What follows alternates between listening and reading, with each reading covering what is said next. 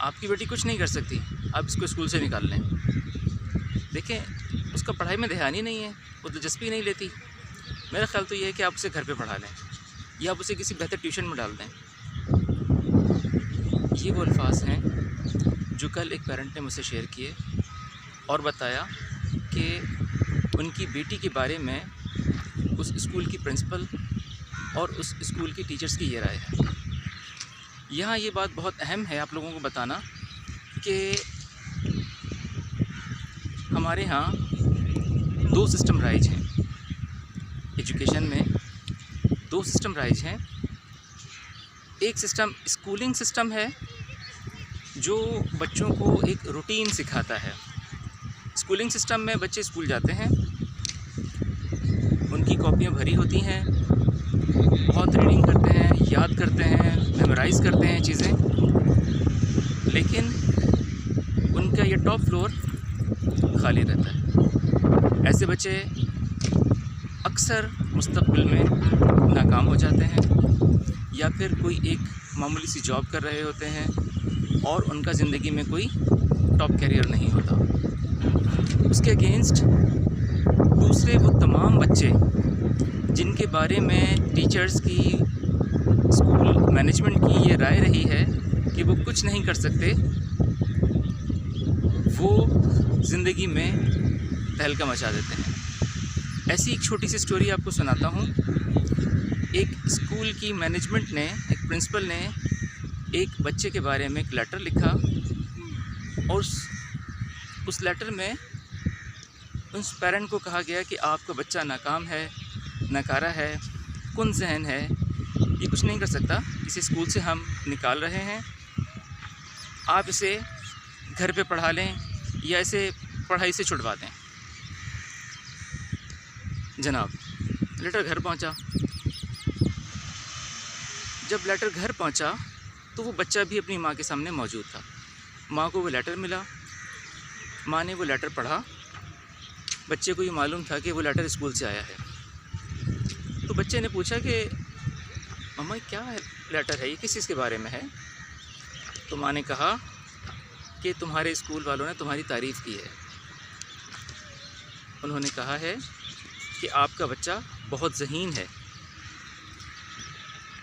ये over genius है, हमारे पास इतने ज़हीन बच्चे को पढ़ाने के लिए टीचर्स नहीं हैं।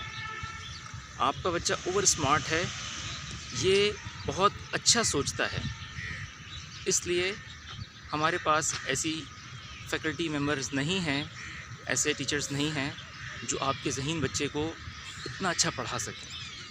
तो इसलिए आप इसे किसी अच्छी जगह एडमिशन कराएं या इसे कोई बहुत ही अच्छा टीचर दें। और फिर उसके बाद उस माँ ने खुद उस बच्चे को एजुकेट करना शुरू कर दिया। आप जानना चाहेंगे कि वो बच्चा कौन था? वो बच्चा अल्बर्ट आइंस्टाइन था। अल्बर्ट आइंस्टाइन, जिसके बारे में कहा गया है कि ही वॉज या ही एग्जिस्टिंगली ही इज़, ठीक है। वो बच्चा जो है वो टॉप जीनियस बच्चा था उस मिलेनियम का, यानी 1000 साल का टॉप जीनियस बच्चा, ठीक है, टॉप जीनियस बच्चा। और अल्बर्ट आइंस्टाइन ने उसके बाद जो चीज़ें इन्वेंट की, जो चीज़ें क्रिएट की, वो हमसे ढकी छुपी नहीं हैं। याद रखिए, आपके बच्चे के बारे में कोई जजमेंट अगर आपको दे रहा है कि आपके बच्चे ज़हीन नहीं हैं, आपके बच्चे कुछ बेहतर नहीं कर सकते, वो स्कूल में एडजस्ट नहीं हो सकते, या वो जो कुछ कर रहे हैं बस उसके लिए उनका इंटरेस्ट नहीं है, ब्ला ब्ला ब्ला, तो ये सारी चीज़ें सिर्फ लेम एक्सक्यूज़ हैं, नथिंग एल्स। और इनका बच्चों की डेवलपमेंट से या बच्चों की फ्यूचर से कोई ताल्लुक़ नहीं है। This is my surety. ये श्योरिटी आपको फ़रीद हनफी की तरफ से है, इसे लिख लीजिए।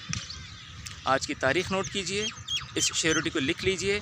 अगर आपका बच्चा अपने स्कूल में एडजस्ट नहीं हो रहा तो ये मेरी गारंटी है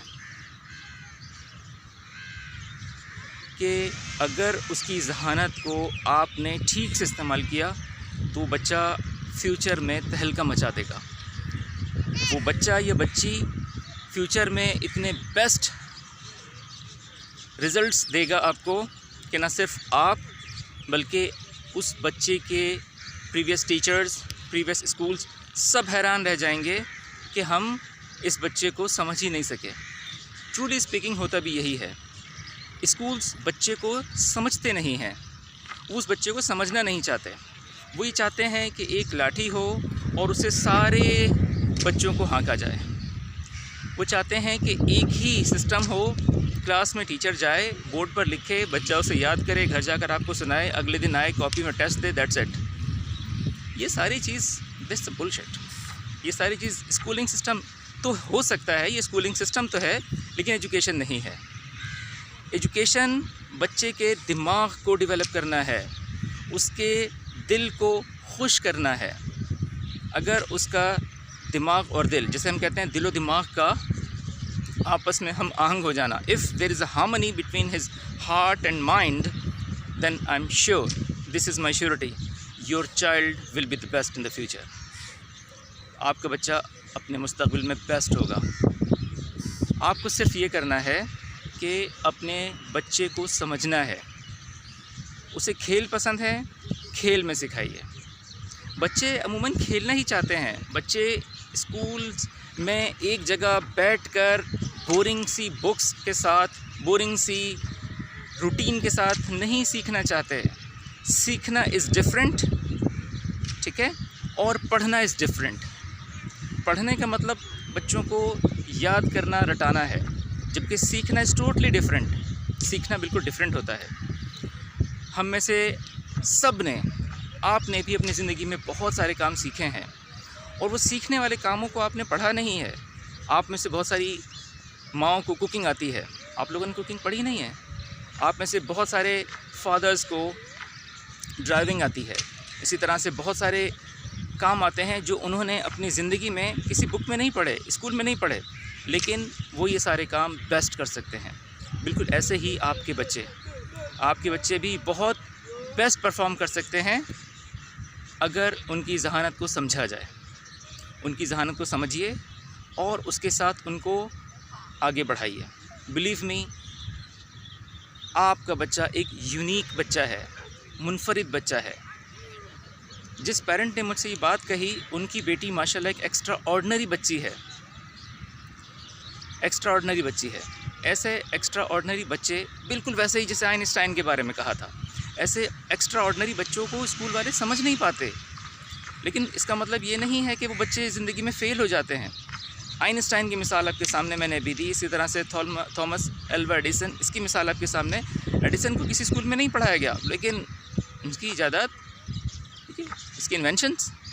इसी तरह से जितने साइंटिस्ट्स ले लीजिए, ठीक है, जितनी ग्रेट पर्सनालिटीज़ ले लीजिए, उन सब के पीछे आपको नज़र आएगा कि वो सब तालीम याफ्ता तो थे, लेकिन एजुकेटेड नहीं थे। हमारे सिस्टम के अराउंड, जो हमारे सिस्टम में जो स्कूलिंग से वो नहीं गुजरे, ठीक है। तो इसलिए आप अपने बच्चों के हवाले से परेशान होना छोड़ दीजिए। आपके बच्चों की ज़िंदगी आप बना सकती हैं, किसी और को इससे क्या इंटरेस्ट होगा। और दूसरे लाख कुछ कहते रहें, दूसरे कहते रहें कि जी आपका बच्चा कुछ नहीं कर सकता और हमारा ख्याल है कि वो ज़हीन नहीं है। This is their opinions, nothing else. ये उनकी ओपिनियन है, उनकी राय है, जो बिल्कुल गलत हो सकती है और गलत होगी। सिर्फ आपको अपने बच्चे को समझना है। आपका बच्चा ज़हीन है, हर बच्चा दुनिया में ज़हीन होता है। और जो ऐसे बच्चे जो स्कूलिंग में एडजस्ट नहीं होते, जो रट कर याद नहीं करना चाहते, वो बच्चे आम बच्चों से मुख्तलिफ होते हैं। वो बच्चे देर से परफॉर्म करते हैं या अपने अंदाज में परफॉर्म करते हैं, लेकिन बेस्ट करते हैं। तो उन बच्चों को उनके तरीके से सिखाइए। और वंस अगेन मेरी गारंटी है कि आपके बच्चे मुस्तक़बिल में बहुत कामयाब होंगे। बहुत शुक्रिया।